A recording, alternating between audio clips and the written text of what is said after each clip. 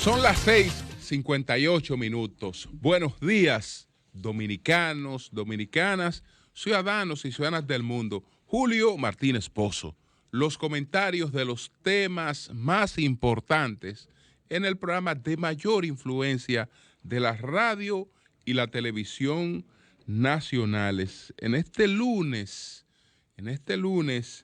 27 de septiembre, pues quisiéramos agradecer todo el apoyo, todo el respaldo de nuestra audiencia, de la comunidad dominicana residente en Nueva York, de todas las personas que nos acompañaron en estos programas que estuvimos desarrollando la semana pasada desde Nueva York, con motivo de la 76ª Asamblea General de las Naciones Unidas. Agradecimiento muy especial al presidente Luis Abinader, que nos concedió una entrevista de amplísima difusión con muchísimas informaciones interesantes. Agradecimiento al expresidente Fernández, que también nos concedió una gran entrevista, y a todos los que compartieron con nosotros. Entonces, señores, miren, en el día de hoy estos son nuestros temas. Nuestros temas son los siguientes. Juan Bosch, un imprevisto en los planes de la burguesía que ajustició a Trujillo. La aniquilación del cirujano, el factor Margarita y nuestra prioridad internacional, que es Haití. Esos son los temas que nos proponemos desarrollar en el día de hoy.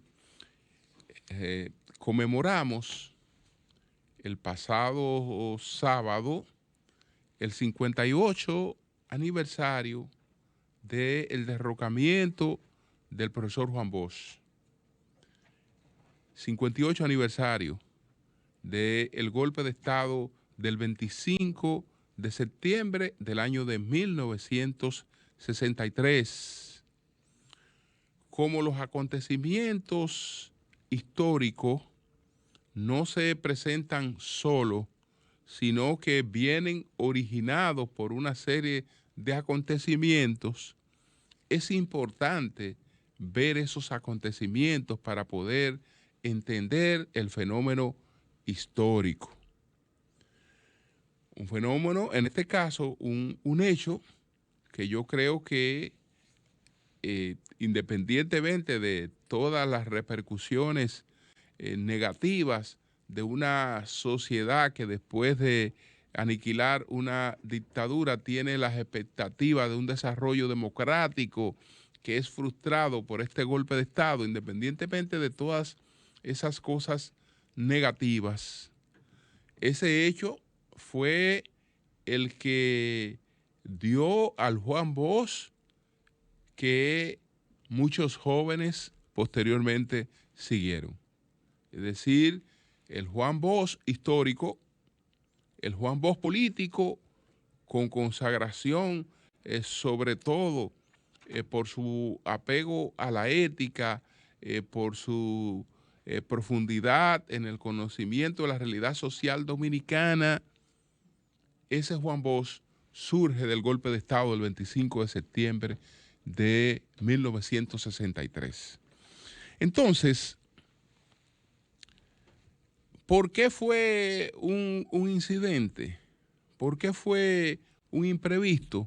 Bueno, porque ni los hombres que fueron a la avenida el 30 de mayo de 1961, que eran los de el grupo de acción, ni los hombres que estaban a cargo del plan político, ni estructuras que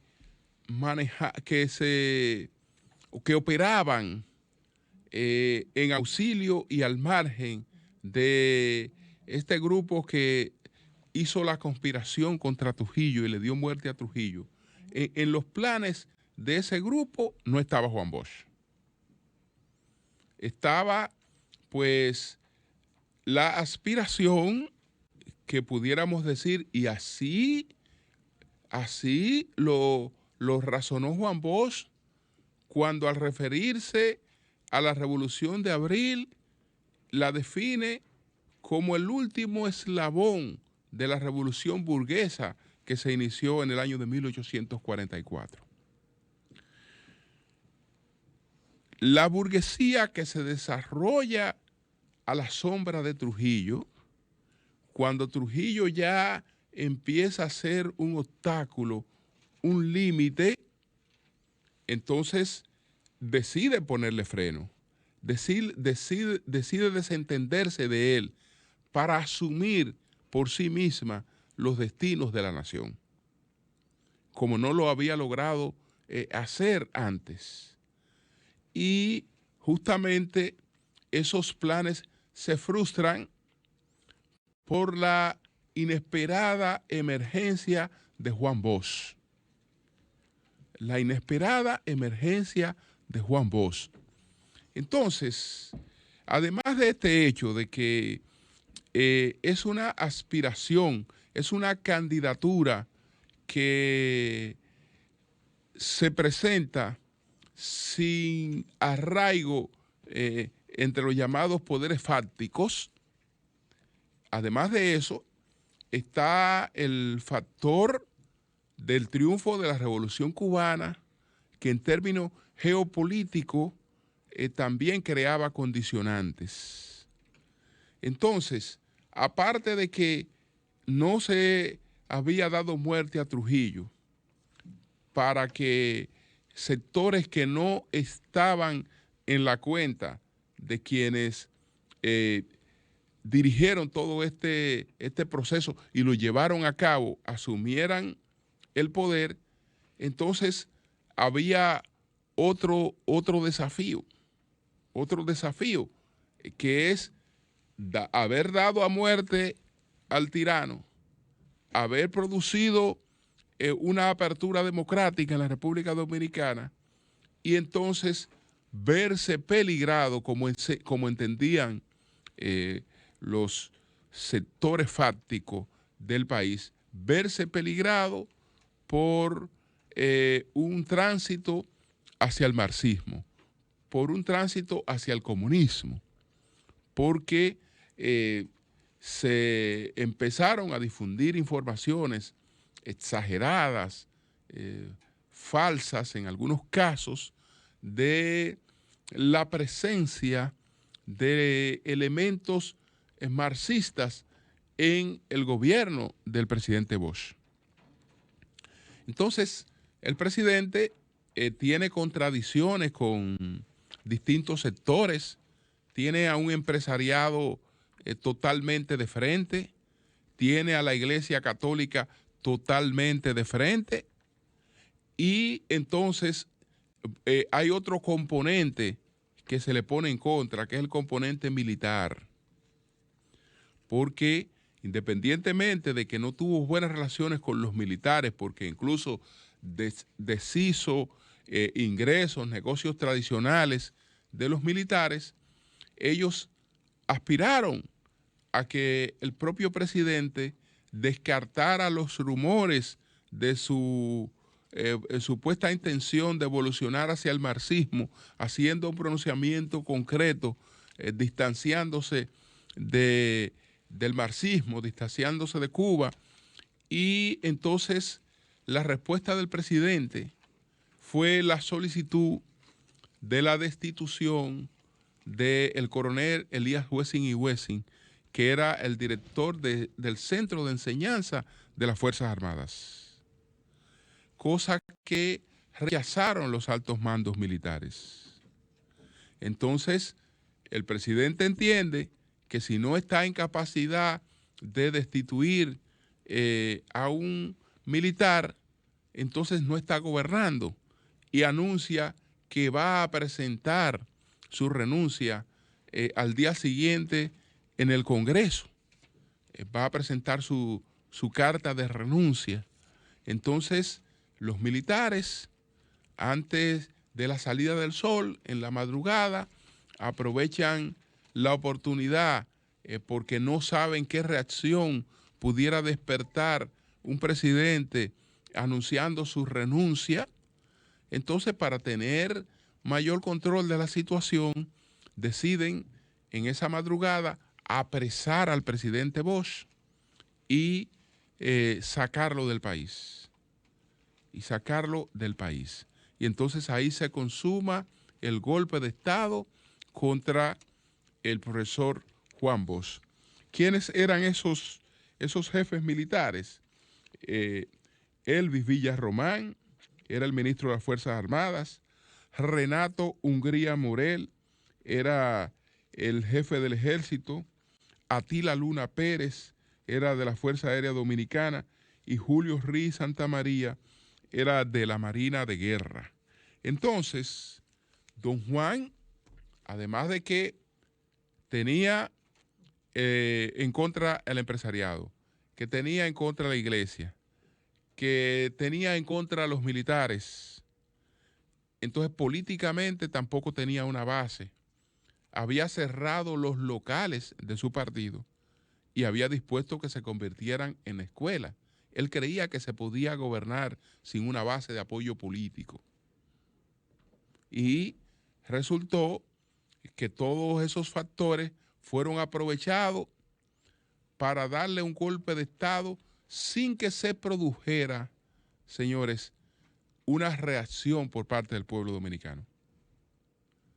Esa reacción se va a dar 2 años después, cuando hay una coyuntura que conduce hacia eso.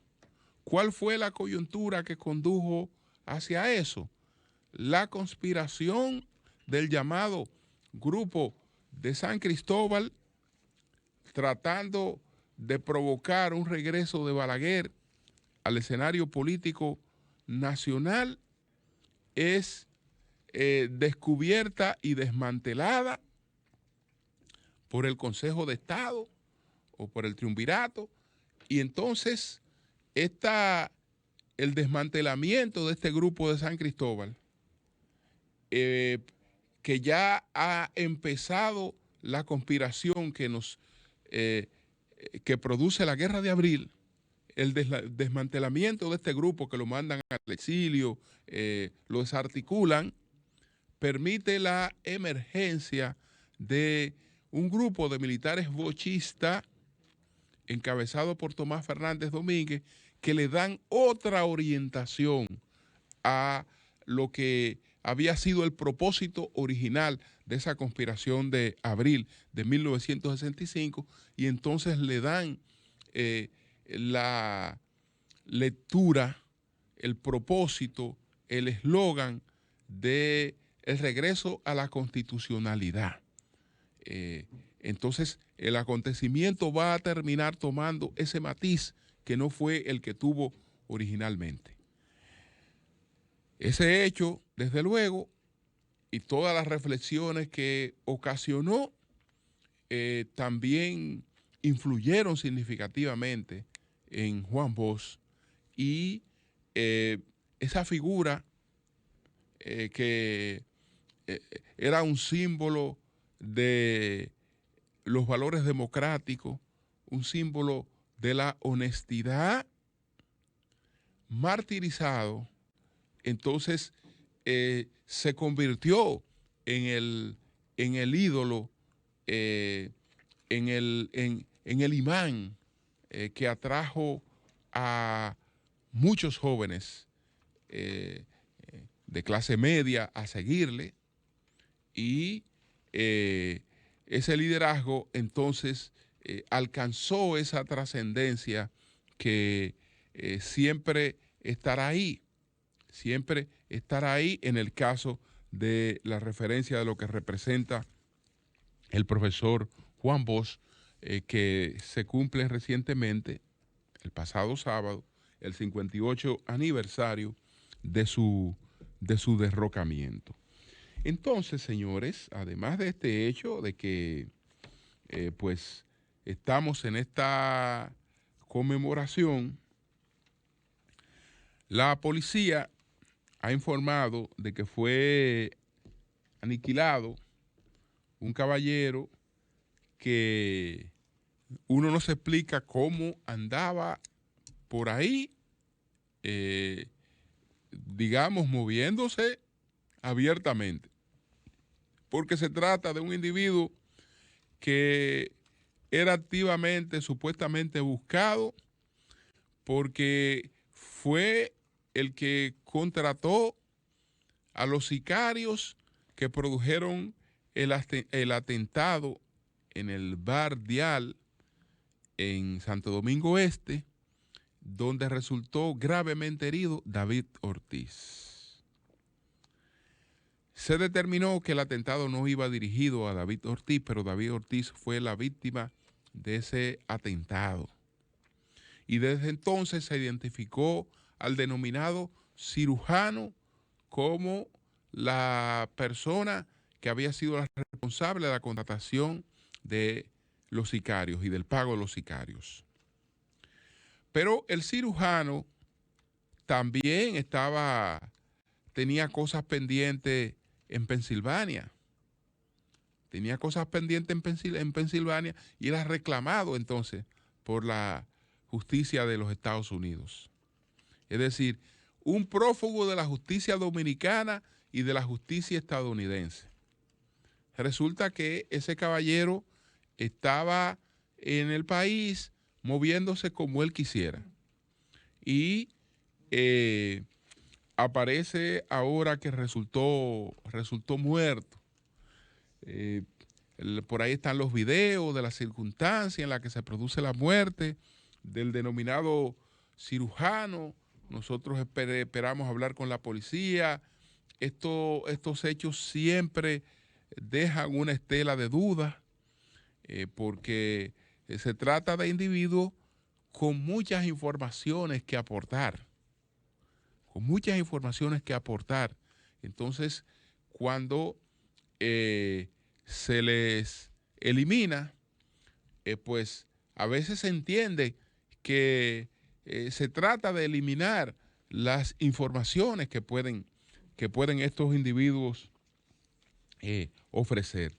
Entonces me refiero al caso de este señor que se llamaba Luis Alfredo Rivas Clase, que fue encontrado accidentalmente en un supuesto carro de taxi en Santiago. Hizo contacto con la policía, parece que le estaban dando algún seguimiento y en un enfrentamiento a tiros resultó muerto Luis Alberto Rivas Clase, mejor conocido como el cirujano, el hombre clave, un hombre clave en el atentado que se produjo contra un supuesto mecánico, preparador de caletas que concurría a ese bar, que tenía una vestimenta similar o parecida, que confundió a los autores materiales del atentado,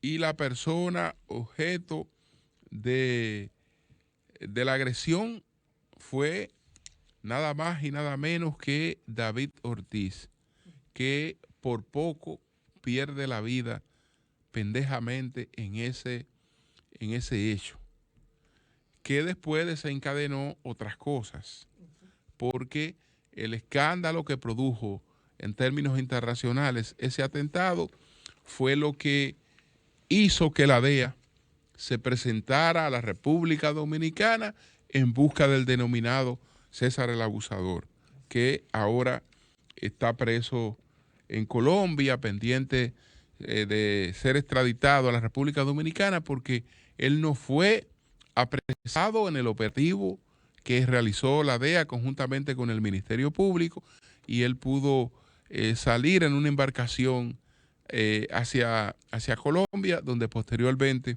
fue apresado César el Abusador.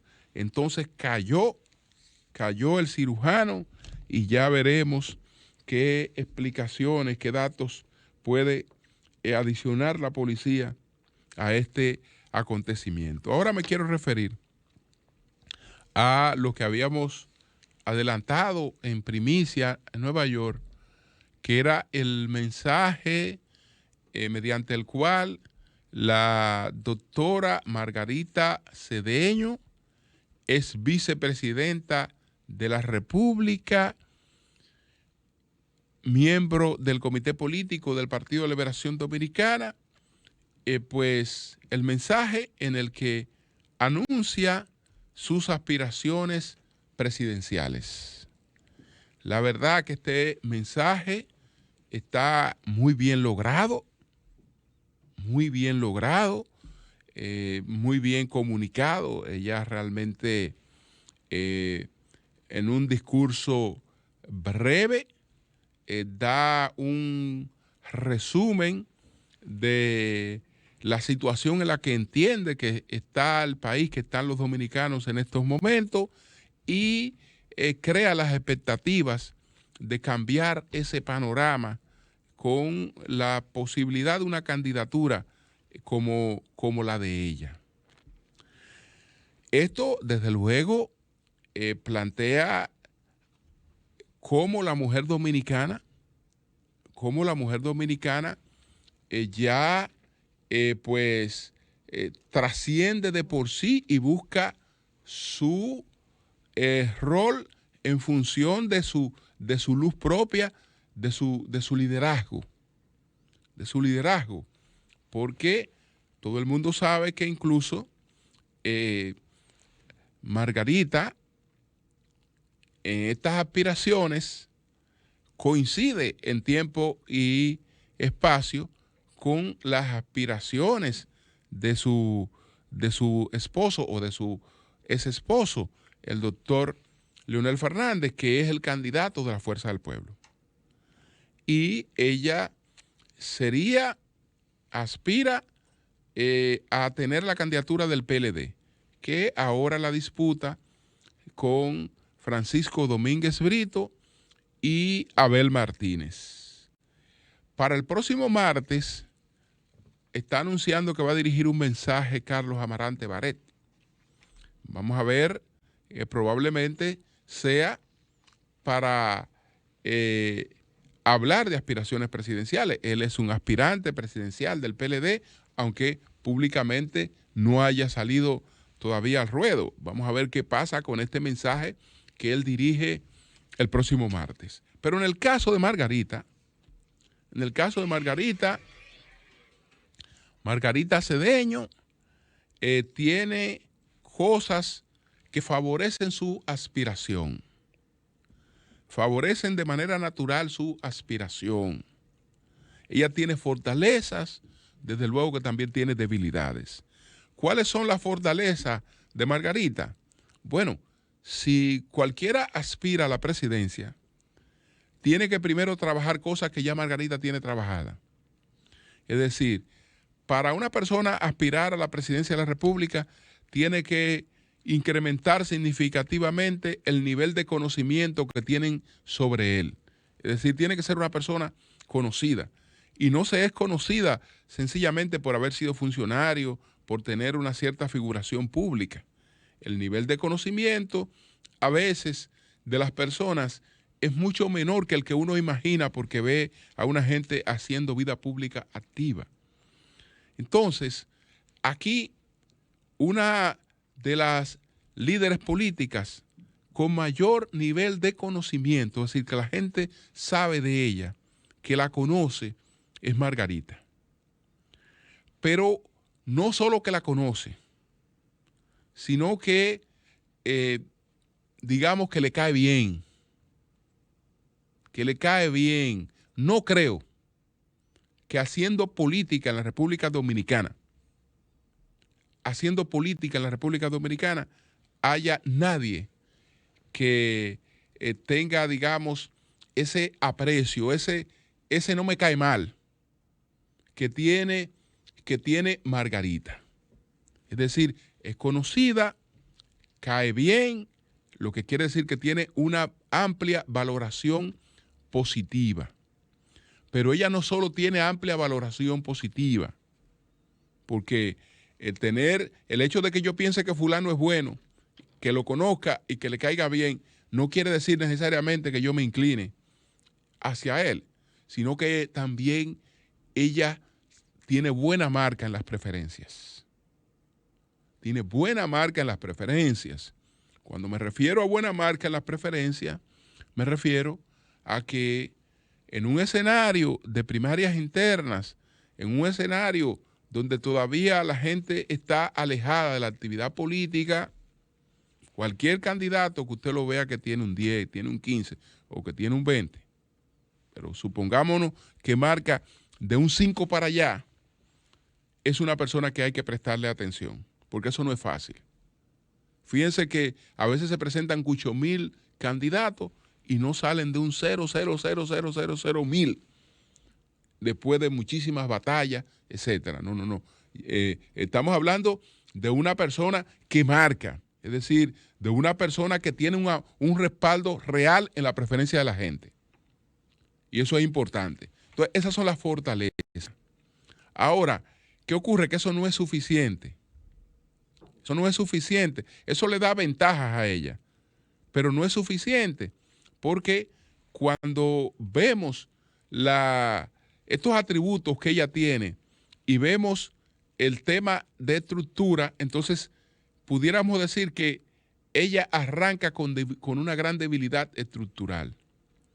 Entonces, es un tema que tendría ella que trabajar junto con su equipo ampliamente, porque el que tiene simpatía, como ella tiene simpatía, tiene que tener capacidad de recoger esa simpatía.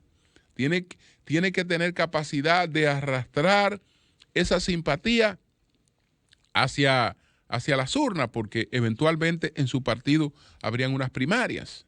Y entonces hay que llevar a la gente a votar, y la gente a votar la llevan los dirigentes, los que son parte de una estructura. Ese es un tema que ella tiene que trabajarlo ampliamente, porque es lo que le permitiría realmente competir con éxito. Pero para el PLD esto es un elemento favorable, porque ahora, que con el caso concreto de Margarita, tiene a 3 dirigentes activando políticamente 24/7 a nivel nacional. Y los 3 son dirigentes que no son gente que está aspirando ellos de por sí, sino que son gente aspiradas. Porque hay mucha gente que aspira a la presidencia, pero aspiran ellos solos. No, los 3 son gente aspirada, es decir, gente que tiene realmente una base de apoyo. Una base de apoyo, pero es gente que también suma simpatías externas. Suma simpatía externa frente a un PRM que no tendrá debate por la candidatura presidencial y a una Fuerza del Pueblo que no tendrá debate por la candidatura presidencial.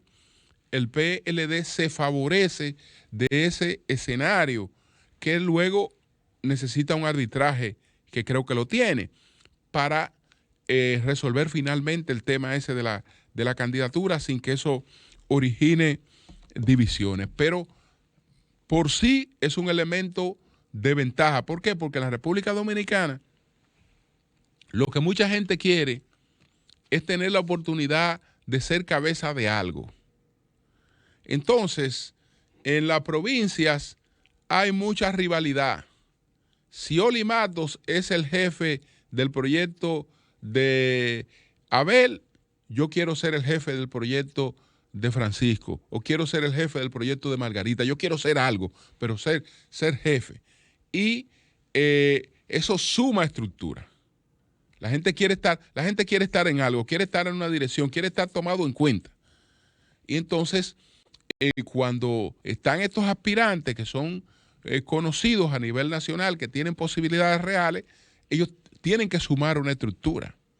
Y esa estructura, desde luego, termina fortaleciendo a la marca que ellos representan, a la marca que ellos promueven. Así es que desearle suerte a Margarita en estas aspiraciones. que ahora empieza a trabajar. Esperamos que ella tiene el compromiso con nosotros de la primicia, de que esta será la primera entrevista que dará anunciando cuáles son sus ideas, cómo ella piensa desarrollar su trabajo en el plano nacional. Por otra parte, señores, y finalmente, Costa Rica, Panamá y República Dominicana se han aunado en un esfuerzo por llamar la atención de la comunidad internacional sobre Haití. Ayer el presidente López Obrador también se pronunció. ¿Por qué? Porque eso que planteó el presidente Abinader en la ONU, es una realidad. El presidente Abinader planteó en la ONU que la desestabilización de Haití es desestabilización de la región. Bueno, lo padece más que nadie la República Dominicana. Pero ya eso que se está presentando en México, que además del problema centroamericano, de las caravanas centroamericanas, entonces tiene la presión de los haitianos que quieren entrar por la fuerza al territorio de los Estados Unidos y Estados Unidos devolviéndolo hacia México, es algo que, además del componente humanitario, afecta a México. Por eso el presidente mexicano ha dicho que ya es momento de buscarle una solución al tema haitiano, que ya es momento de buscarle una solución al tema haitiano. Entonces, es eso lo que dijo el presidente, que eso crea desestabilidad. La crea en la República Dominicana y la crea en toda la región. Y en los propios Estados Unidos, donde Biden ha tenido que contener esta migración. ¿Por qué Biden tiene que hacerlo?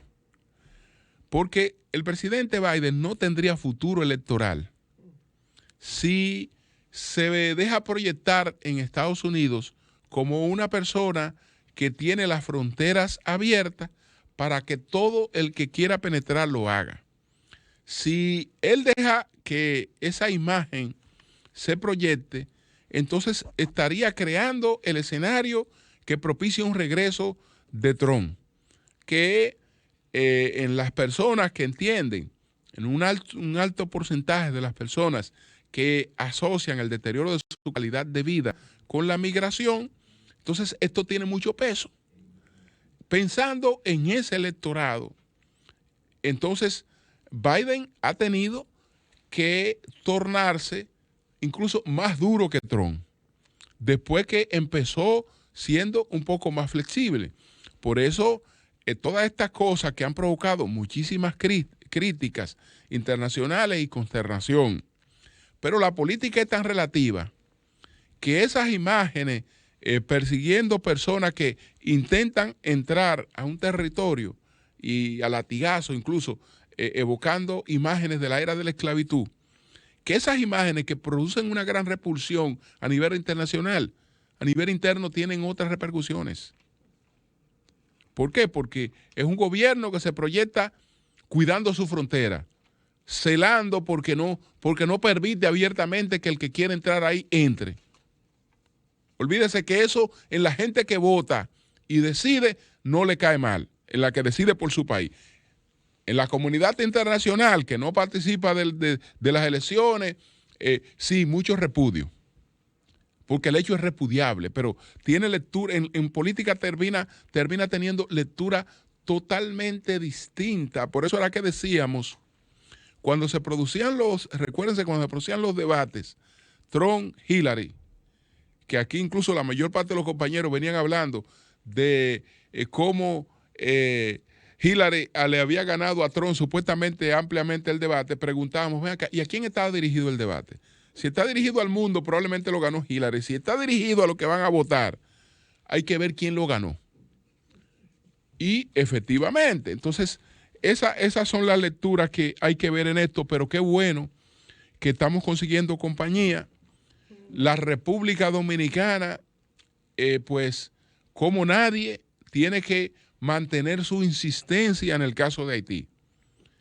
Esa es su prioridad en política internacional. ¿Por qué? Primero por razones humanitarias, porque nosotros somos los primeros interesados en que los haitianos resuelvan su problema, en que los haitianos puedan vivir mejor. Pero segundo, porque si eso no se resuelve, las repercusiones serán terribles para la República Dominicana. Y si la comunidad internacional encuentra una brecha para cargar sobre la República Dominicana la crisis haitiana, olvídese que no les temblará el pulso para hacerlo. Por eso nosotros tenemos que estar en primer lugar tratando que esa comunidad desarrolle una conciencia y venga con hechos reales hacia Haití. Cambio y fuera.